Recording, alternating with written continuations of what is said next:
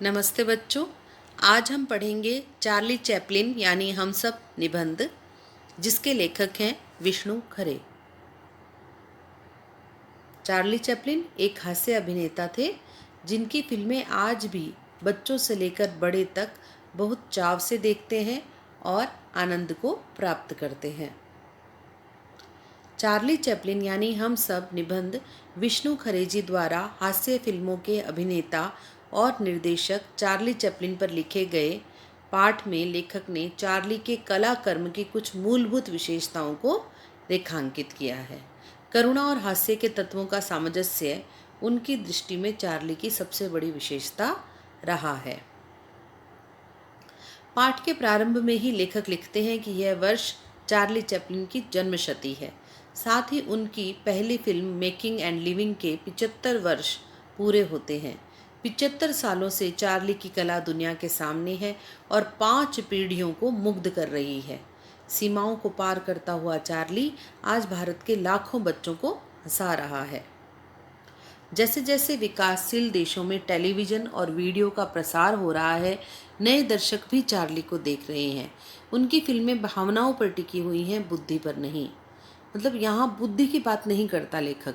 लेखक कहता है कि चार्ली की फिल्म सिर्फ वही व्यक्ति समझ सकता है जो भावनाओं से युक्त होकर उन फिल्मों को देखता है। चार्ली ने फिल्म कला को लोकतांत्रिक बनाया। चार्ली की फिल्मों से पहले फिल्म जगत एक ऐसी जगह थी जहाँ पर सिर्फ उच्च वर्ग ही उन फिल्मों को देखता था और आनंद प्राप्त करता था।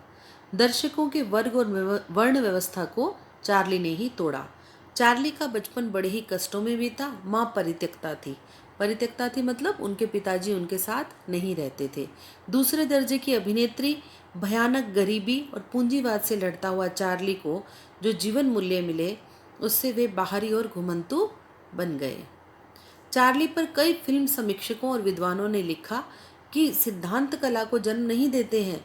कला का मतलब होता है जब आप अपनी भावनाओं को किसी माध्यम से प्रकट करते हैं तो वह कला होगी, और उसके लिए आपको कोई नियम सिद्धांत के अनुसार चलने की आवश्यकता नहीं होती। नियम और सिद्धांत तो उस कला के प्रकट होने के बाद ही बनते हैं, बल्कि कला स्वयं अपने सिद्धांत को जन्म देती है। चार्ली ने बुद्धि की अपेक्षा भावना को चुना। भारत में चार्ली की इतने व्यापक स्वीकार का एक अलग सौंदर्य शास्त्र महत्व तो है ही, पर उसने साथ ही भारतीय जनमानस पर जो प्रभाव डाला उसका मूल्यांकन होना बाकी है। भैया आप देखिए कि दूसरी जगह दूसरे देश में फिल्म बनाने वाला जो व्यक्ति है, उसे भारत में भी उतने ही प्यार और स्नेह से देखा जाता है। इसके पीछे क्या कारण हो सकता है, इस पर लेखक कहते हैं विचार करने की आज भी आवश्यकता है। यही कारण है कि महात्मा गांधी से लेकर नेहरू तक सभी ने चार्ली का सानिध्य यानी साथ चाहा था। चार्ली के व्यापक भारतीय स्वीकृति को देखते हुए राज कपूर ने फिल्में बनाई आवारा और श्री 420। भारत में नायकों पर हंसने और स्वयं पर हंसने की परंपरा नहीं थी। राज कपूर के अलावा दिलीप कुमार, देवानंद, अमिताभ बच्चन और श्रीदेवी भी किसी न किसी रूप में चार्ली के प्रभाव के अनुसार उन लोगों ने भी फिल्में की। आपने देखा होगा कई फिल्में ऐसी हैं जिनमें आज भी ये जो हीरो हीरोइन है, ये अभिनेता अभिनेत्री हैं, ये उनकी कॉपी करते हैं, उनकी नकल करते हैं चार्ली चैपलिन की। चार्ली की अधिकांश फिल्में भाषा का प्रयोग नहीं करती, इसलिए उन्हें ज़्यादा से ज़्यादा मानवीय होना पड़ा। चार्ली के सारे संकटों को देखकर लगता है कि मैं भी हो सकता हूँ।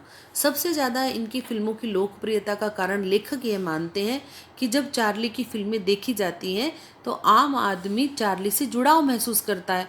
आम आदमी को लगता है कि ये तो बिल्कुल मैं हूँ, मेरे जैसा है, मैं जैसी परेशानियों में घिरा रहता हूँ वैसे ये भी परेशानियों से घिरा है।